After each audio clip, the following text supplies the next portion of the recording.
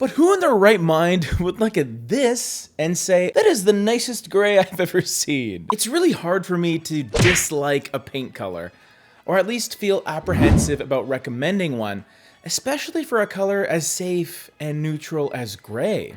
Am I right? Well, I actually have 5 gray paint colors that I can't stand for very specific reasons. Whether you're a very cute viewer or a super sassy subscriber, go ahead and hit that like button and let's get into it. Now, my intent here is not to burn any bridges, so if I happen to mention the gray that you used in your hallway last week or something, this doesn't mean I think it looks bad and that you made a terrible decision, although it could, and you might have. I'm just kidding. It's just that in my experience, I have had problems with these gray colors for several different reasons. Some aren't gray enough, others are too gray, and believe it or not, that's a thing. Some are just so blah that they blur the line between gray and an off-white primer. And while most paint colors are safe from my wrath, I got a bone to pick with these 5 gray colors. Let's start with the beloved color that I have praised in the past, but not for being gray in the slightest, and that's Gentleman's Gray. Now, I know there are some colors that come with some subtlety, and there are a lot of gray colors that feel like they're not all that gray, but who in their right mind would look at this and say, oh, what a beautiful gray color. That is the nicest gray I've ever seen. Maybe someone that hates gray. With some navy blue colors, you can almost get dark enough where it feels like an off black or a charcoal gray, for the sake of this video. That I can understand, but Gentleman's Gray is pretty saturated in blue, obviously, and it just seems like a big miss in the naming department. I don't want to be too mean here because as a dark blue color, it's rich and elegant and can really act as a wonderful statement piece, but it ain't gray. And I hate false advertising. The next color I want to talk about is going to irk a lot of people. It's mega popular, and unlike Gentleman's Gray, I view this color as being pretty darn close to true gray, at least to my eye. It's Stonington Gray. HC170. Now, this is a color that I have used quite a lot actually, but it doesn't make things easy on me. One of the big tricky issues with it is even though it seems so neutral, and it is, in practicality, it's very susceptible to color shift based on its surroundings and its lighting, more so than any other gray that I've come across, pretty much. There's no blue or purple in this color, but when you put it in a modern home, it's all of a sudden gonna look blue and purple. And unlike some of its lighter counterparts, this color has a pretty decent amount of depth, so those undertones are gonna be that much more prominent. The name, it sounds promising. Stonington Gray. Okay, great. It's a gray that's kind of the color of stone or concrete, just what I'm looking for. But in practicality, it looks pretty different on the walls. I describe this color as having a high volatility in its color shift, where it could look one way in one area and drastically different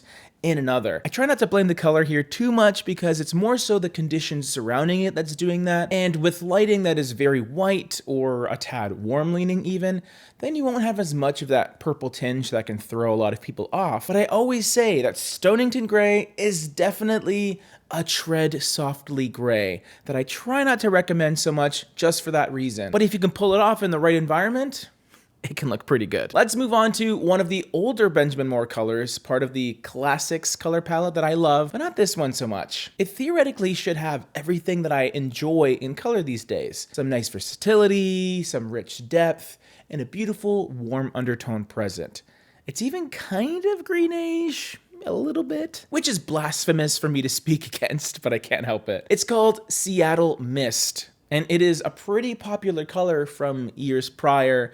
It has since been dethroned by the likes of Edgecombe Gray, and more specifically, Revere Pewter. To me, Seattle Mist is kind of the worst version of Revere Pewter.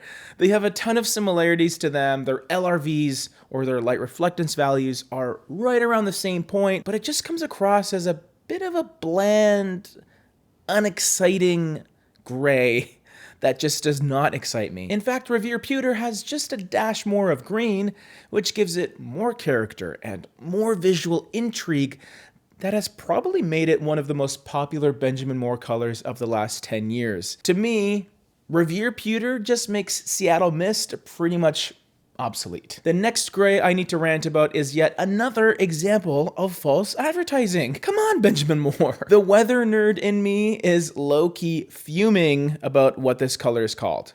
Cumulus Cloud is another one of those warm gray colors that we like to call grayish, with a similar level of depth to Seattle mist. None of those descriptions that I just used should be applied to what actual cumulus clouds are, which are quite white in comparison.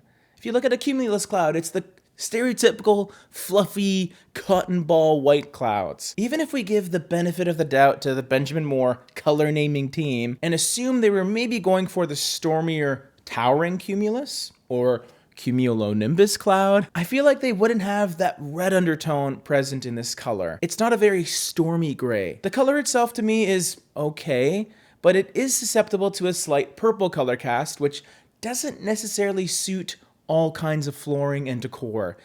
It just doesn't entirely suit my personal taste as well, as I veer more towards green-leaning grays, as you all probably know. For the final gray paint color that I'm really not feeling is one that is popular enough to be made available in certain pre-mixed paint cans, and that's usually a prestigious distinction only given to the very best, or maybe most useful colors available. To me, this color just seems like a mega boring, kind of muddy gray that I really couldn't care less for. It's Cliffside Gray, and it's a color that really just seems to sit on the sidelines as a kind of cool, kind of neutral, kind of dark, but kind of not color. It's one that I honestly never recommended, not because it'll never work for anyone, but because it's never really inspired any level of excitement from me. Do you agree? Do you disagree? Do you want to know more about gray? Well, there's a video all about it where we talk about all the different undertones available in gray paint,